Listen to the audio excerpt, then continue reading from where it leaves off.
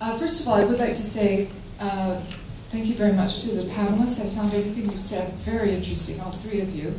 And as I've just returned from Moscow myself and was working at the higher school, of economics in Moscow, speaking to colleagues there, and observing firsthand the media and people's reactions. The first thing I want to say, which surprised me very much, is that many Russians are quite opposed to the violence, and that doesn't surprise me, but they're very opposed to the aggression into Ukraine.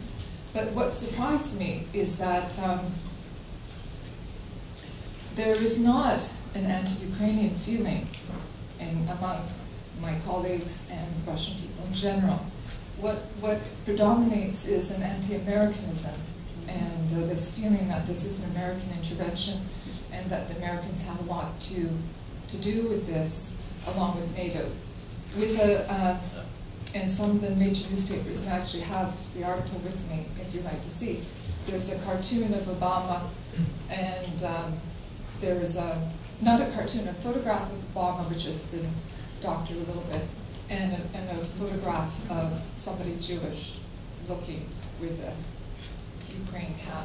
So there's that indication, and the second one is that many Muscovites do not connect the sanctions against Russia with the war in Ukraine. There seems to be this disconnect, that they see this as part of an American agenda and not so much as a reaction to the war, which is unfortunate because we would like them to understand the connection so that they would put pressure on their government to make a change.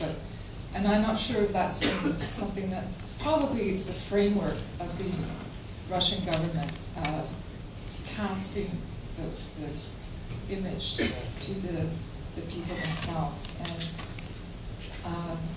okay, thank you. That's great. Okay.